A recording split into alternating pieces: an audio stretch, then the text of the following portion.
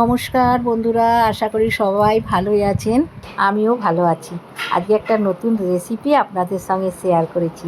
দেখতেই পাচ্ছেন এখানে বাটিতে সার্ভ করে দিয়েছি। আজকে মিষ্টি বানিয়েছি।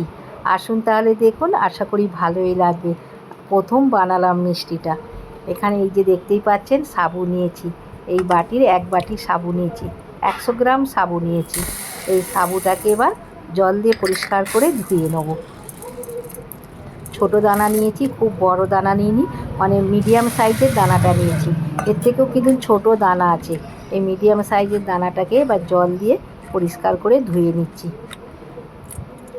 জলটাকে এবার ফেলে দেবো। জলটাকে ফেলে দিয়েছি। দেখুন কতটা ঝরঝরে আছে এখনও। এবার যেই বাটি মেপে সাবু নিয়েছি, সেই বাটি মেপেই এক বাটি গরম জল এই সাবুর মধ্যে দিয়ে দেবো। গরম জল দিলাম। 10 মিনিটের মতন ভিজিয়ে রাখবো। আর এই মিষ্টিটা আমি আজকে প্রথম বানাবো। কেমন হয়েছে খেয়ে আপনাদের সঙ্গে শেয়ার করব। সেই জন্যে অল্প করে সাবু নিয়েছি, 100 গ্রাম সাবু নিয়েছি, বেশি সাবু নিইনি। আর এখানে চিনি নিয়েছি, চিনিটাকে একটু গুঁড়ো করে নিচ্ছি। সাবুটা দেখুন জলটা টেনে নিয়েছে, এখনও ঝরঝরে হবে। রেখে দেবো, ছাঁকনির মধ্যে রেখে দিলাম। যতটুকু জল আছে ঝরে যাবে। ছাঁকনির মধ্যে জলটা ঝরতে দিচ্ছি। আমাদের বাড়ির পাশেই মন্দির, পুজো হচ্ছে, ওই জন্যে ঘন্টা বাজছে। জলটা ঝরে গেছে। এবার সাবুটাকে ঢেলে নিলাম বাটির মধ্যে। দেখুন বন্ধুরা কতটা ঝরঝরে হয়েছে। এবার সাবুটা রেখে দিচ্ছি এখন। এবার দুধ গরম করে নেবো, ফুটি নেবো দুধটাকে। এখানে আমি 1/2 লিটার দুধ নিয়েছি। দুধটাকে ফুটিয়ে ঘন করে নেব। যেহেতু আমি মিষ্টিটাও অল্প করছি, সেই জন্যে 1/2 লিটার দুধ নিয়েছি। আপনারা বেশি মিষ্টি করলে বেশি দুধ নেবেন। দুধটা ফুটছে, ঘন হতে থাক। ততক্ষণে সাবুটাকে একটু রেডি করে নিচ্ছি। মিডিয়াম আঁচ করে দিলাম। সাবুটা এখানে নিয়েছি। এবার সাবুর মধ্যে অল্প করে চিনি দিচ্ছি। বেশি চিনি দেওয়া যাবে না কিন্তু। আমি ওই 1 চামচের একটু বেশি চিনি দিলাম। আর 1 চামচ গুঁড়ো দুধ দিচ্ছি। যেহেতু আমি 100 গ্রাম সাবু নিয়েছি, সেই জন্যে অল্প করে দিলাম। বেশি করে দিলে কিন্তু পাতলা হয়ে যাবে, লাড্ডু করা যাবে না। ভালো করে দুধ আর চিনিটাকে মাখিয়ে নিচ্ছি। একটু শক্ত করে মাখতে হবে। চিনি দুধ বেশি দিলে শক্ত হবে না, নরম হয়ে যাবে, তাহলে আর গোল হবে না। এই দেখুন এই রকমই মেখেছি। এবার হাতটাকে একটু ধুয়ে নিচ্ছি।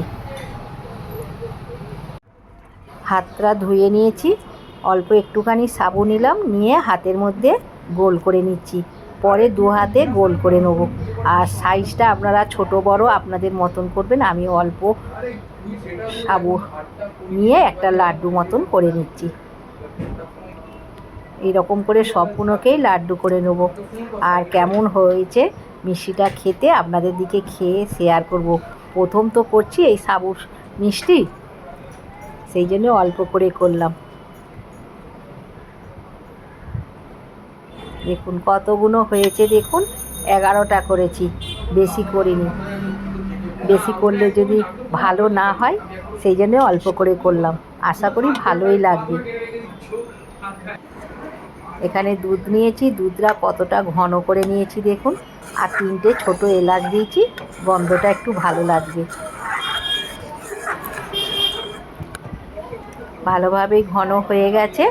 এবার চিনি দিচ্ছি। দুধের মধ্যে একটু বেশি করে চিনি দেবো, গুঁড়ো চিনিই দিচ্ছি। যেহেতু সাবুতে 1 চামচের মতন চিনি দিয়েছি, মিষ্টিটা কম হবে। আর সেই জন্যে দুধেতে একটু বেশি করে চিনি দিচ্ছি। মিষ্টিটা একটু বেশি হবে, খেতে তাহলে ভালো লাগবে। চিনিটা দিয়ে ভালো করে ফুটিয়ে নিচ্ছি।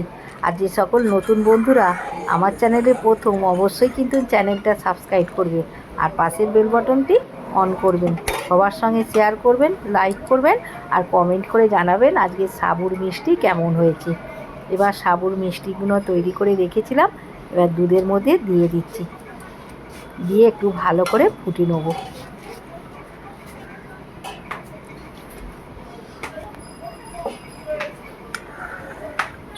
পুরো রসগোল্লার মতন দেখতে লাগছে।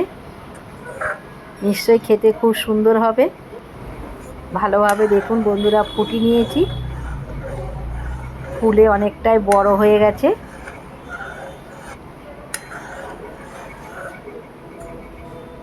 খেয়ে আপনাদের সঙ্গে শেয়ার করব, আপনারাও তাহলে বাড়িতে বানাবেন। এবার ঢেলে নেব। ভালোভাবে ফুটানো হয়ে গেছে। এই রকমই একটু গ্রেভি নামাবো, ঠান্ডা হয়ে গেলে অনেকটাই দুধ কমে যাবে। এবার ঢেলে নিচ্ছি।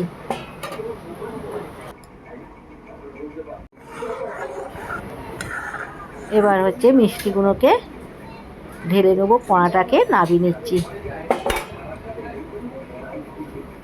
কত সুন্দর দেখতে লাগছে দেখুন।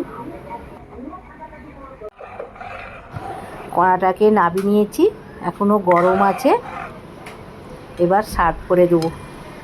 একটা বাটি নিয়েছি, বাটির মধ্যে ঢালছি। এখনও গরম আছে, বোঝাই যাচ্ছে না এটা কি দিয়ে তৈরি হয়েছে মিষ্টিটা।